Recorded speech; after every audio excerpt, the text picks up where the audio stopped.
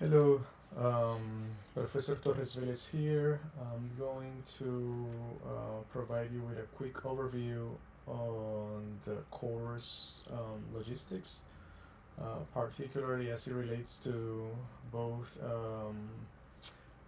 the course navigation on Brightspace, and also the syllabus.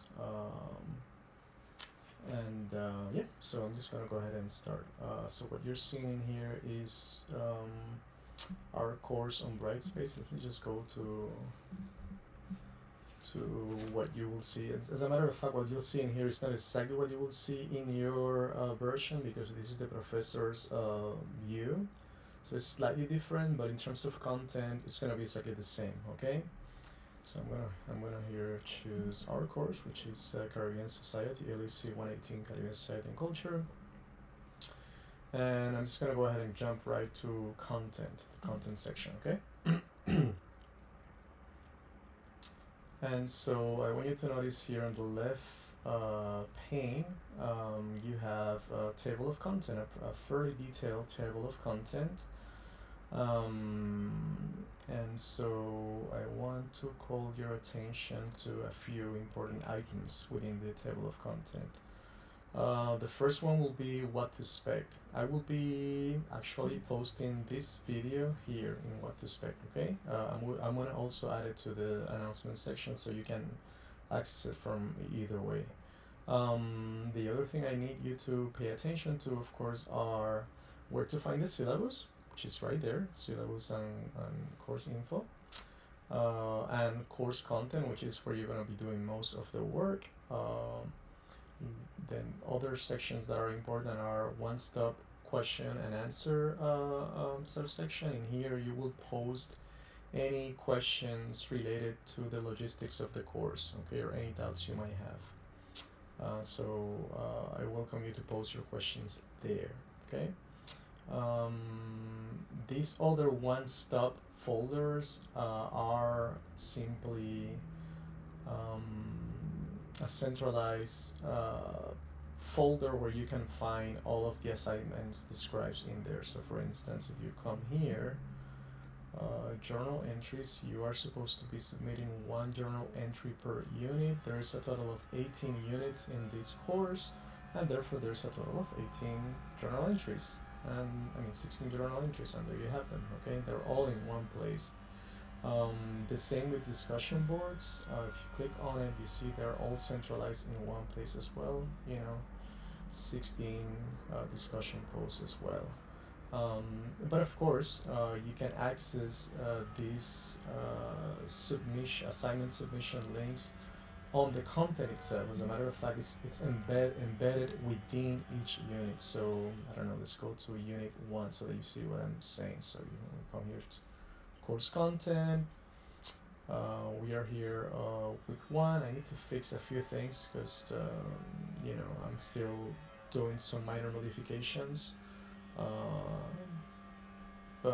Anyways, so let's go to unit 1 so you can see what I'm talking about. So pretty much this is what you're gonna see every unit, which represents basically a day of work, okay? And very typical, every time you'll see the same outline. So you'll have a lecture to watch, you'll have some readings to do, perhaps a movie or a documentary to watch, and then the assignment itself, right, for that unit. So you see journal entry 1, you see you can access it as you can submit from here. You can submit from here, or you can submit from here, right? I already showed you, right? There's two, so there's a redundant way of submission. This doesn't matter from what, from where you decide to submit, it'll go to the same place, so no worries. This is just, I decided to include this consolidated assignment submission folder just to make your life easier. So instead of you hunting down through the course content, oh my gosh, what submission am I missing, you can just jump here and check out whatever you might be missing out. I gotta make all of these available. I'll be making it a little shorter, no worries. So that's about the course content. So let's go back to unit 1. there you have it. Again, lecture, readings to do, movies to watch, and then if you have, every unit will have a journal posting, so there you have it. And it'll also have a discussion board posting, which is in this case this one, okay? And you can access it again through here or through the one-stop discussion postings, okay? You, in addition, in some of the units, I might have some study material, in this case, a visual annotation legend. If you click on it, you'll see, what is it about, and so, study materials usually have this format. You see like a little arrow in front, and then, the description of what it is. Here we have Unit 2, again, the same deal, Lecture 2, readings to do, movies to watch, Journal 2 entry, discussion board entry, and so on and so forth. Right, so it's going to repeat like that over and over. I'm gonna jump quickly to the syllabus so that you can see that the Brightspace course shell mirrors the syllabus. So in that way, you should be able to access pretty much everything from both places, right? I mean, from the syllabus, you will only be able to access all of the content, not the submission links, but anyways, that's pretty neat anyways, being able to access all of the content through your syllabus. So I'm gonna go there now so that you can see it. You come here. Before I jump into the syllabus, there's a few things that I need you to review. And there are all of these items in here, right? So technology requirements, Netiquette, which is how you should be approaching communication in this environment, in this virtual environment. Of course, with much respect towards each other. It's very important. Write in a formal fashion, academic fashion as well. Pardon. And technology requirements, check that out. These things, course description, writing, all that, it's already in the syllabus, so you don't have to come here. You can just go to the syllabus and read it there. So I'm just gonna go ahead and pardon, show you the syllabus. All right. So the syllabus is completely hyperlinked. Make sure you carefully review the syllabus as well as Brightspace, the course on Brightspace. I'm not gonna go into the details on the syllabus. All I wanted to show you is how to navigate the syllabus. All right. Check out course evaluation carefully. You know what you're getting into. And this is what I want you to take a look at. So the course, it's organized as if we are meeting 4 times a week, because it's a summer course. It's an intensive course, which means that you have work every day. And the reason why I divided this or designed this course as if we are meeting 4 times a day is so that you have a way of kind of keeping track of the work that you need to be doing on a daily basis, so that you don't fall behind because of how intense this course is. I urge you not to fall behind. Try to stay, on task. I set this up so that it's starting on Monday. But of course, you can choose. This is an asynchronous course, and you can choose when to do the work. But try to stay close to what I'm saying in here, so that you don't fall behind. And as you can see in here, all of the readings I actually provide. You don't have to buy any books. They are hyperlinked from the syllabus itself. But they're also available, of course, if you're on Brightspace. Let me just go to the course content here quickly. Let me just choose, the week one that I was looking at, Indigenous Societies, whatever. So let's go to the readings. Boom, readings. And as you can see, these readings are hyperlinked, so you can either access the readings through here, through Brightspace, right? Or you can just simply click in here. Either way, you'll get the same readings, okay? So about the dates in here. Dates in this calendar, only the month, it is spelled out only once. So in here you have June the 3rd, then the 4th, the 5th, the 6th, and so on. But if we move to the next Aisle, you see, goes on 10/11. You know it's June because that's the month we are in, right? But it won't tell you June 11, June 12. You just have to figure it out. And so for the next month, oops, did I miss it? So it's June 13, 17, 20, 24. Yeah. I mean, we just have June because this course is, I think, divided in 4 weeks. So, pretty intense, okay? So the date, in other words, is this th, fourth. It's the ordinal numbering, what will tell you the date that you're in, okay? And of course the day is that Tuesday, Wednesday, Thursday, whatever here. This little number on the right side, don't pay too much attention. That's basically the dates that if we were to be meeting in person, the dates that we'll be meeting, right? So it's a total of, let's see, I think 16 days. Yep. 16 times that we should have been meeting in person, if this course was in person, but it's not, it's online, so no worries about that. Something else about this that I want you to pay attention to is, of course, the deadlines that are set up here in the syllabus. I haven't had the chance to set them up on Brightspace yet, but I will. As you know, we are starting using this new knowledge management system at Ostos here in the summer, so we're still kind of catching up with the transition, but fear not, I'll get all of the minutia details fixed in time for you to access them. But anyways, what I wanted to tell you is that the deadlines are in here. So for instance, you see they are in red, so you can clearly see when is what due. Again, even though the syllabus has all the dates right, but I need to fix that on Brightspace. But no worries. Again, you'll see, because in meters there's not much difference, because the syllabus and Brightspace meter each other. There's so much difference, just some minor details. What else? Okay, let me just show you quickly in here the course evaluation, so that we are clear on that. So we'll have a essay. This is a writing intensive course, so you'll have like a slightly longer essay to do. It's an autobiographical piece, meaning it's an essay about yourself, which should make it easier and fun for you to write. That accounts for 25% of your grade, so just kind of keep that in mind. So as you're doing the readings, you start taking mental notes of what pieces of information from the readings or topics might be useful to reflect on your own biography, your own migratory history, your national identity and whatnot. Okay, so just kind of keep that in mind. Another very important part of the assessment for this course is the journal entries.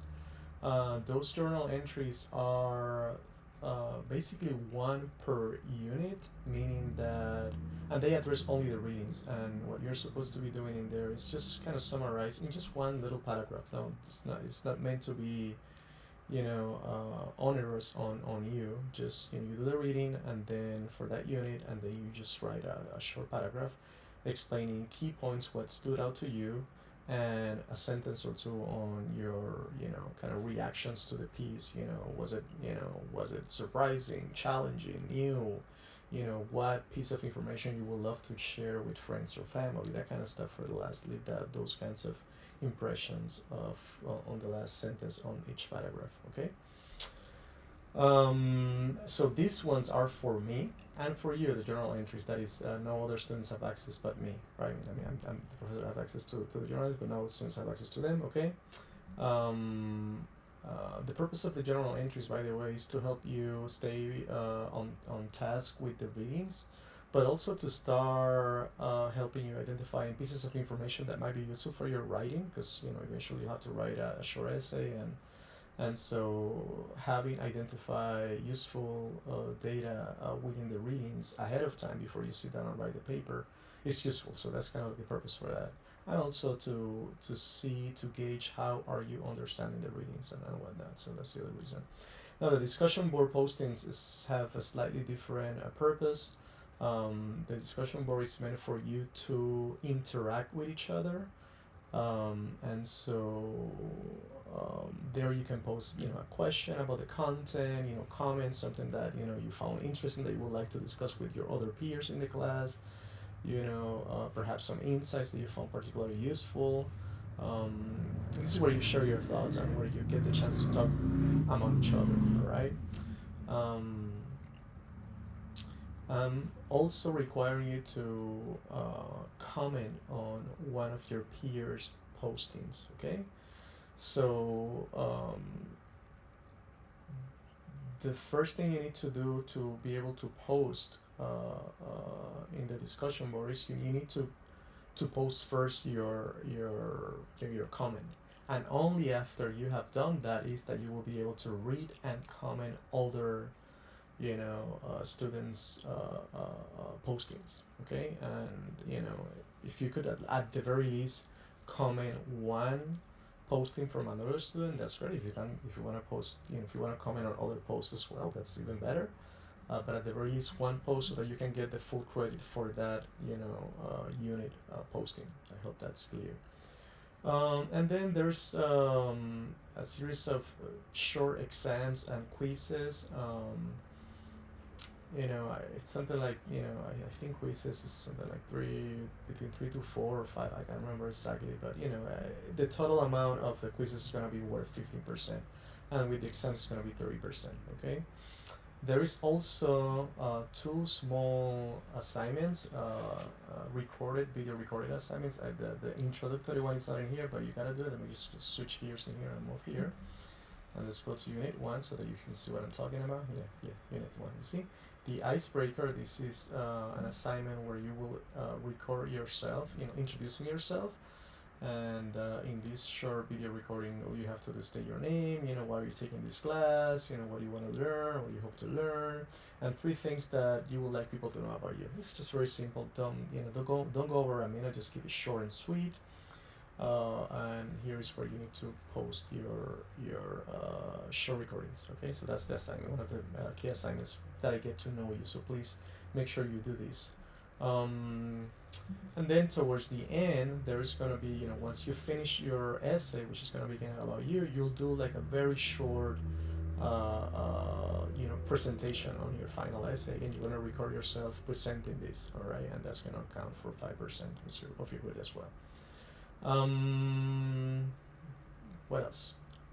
Just make sure you very carefully read the syllabus and understand it. And if you have any questions, make sure you post them here and just go back there.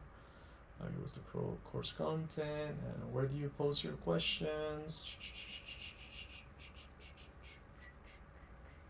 Here you go. One stop Q&A. That's where you will be posting your questions, okay? And in here, students will have the chance to post their questions, and if another student for whatever reason knows the answer to a question, you're more than welcome to help me out and answer your peers questions and doubts. I will also review and make sure that all the information is right, and of course provide with answers to your questions.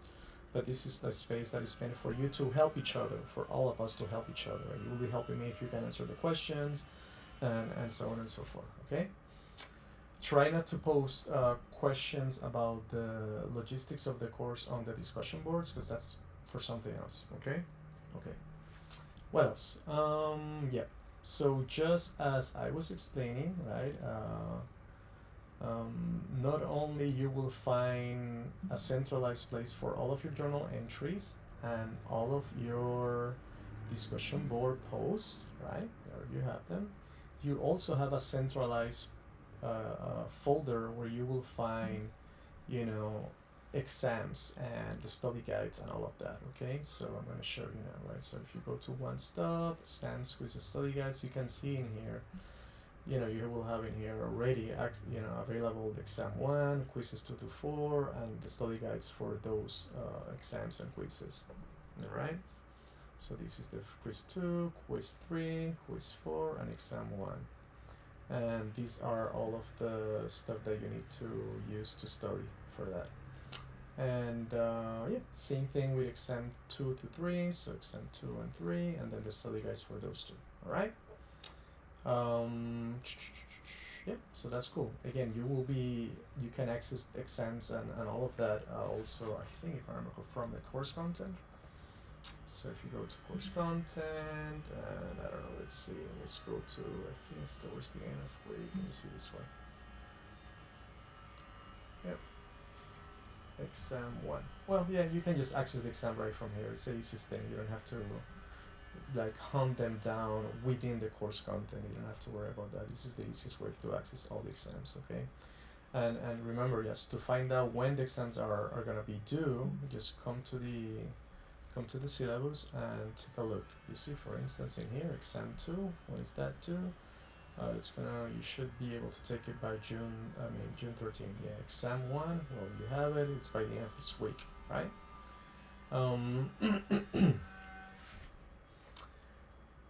I'm going to, usually keep the exams open for a week. You have a window of a full week to take the exams and the quizzes. Make sure you do so within that time frame. You can take it anytime, and you will have up to 3 times to take it, and the highest grade will remain. Okay, so no stress. I also already built in within the examinations. I kind of double and triple the time that it actually takes to finish this.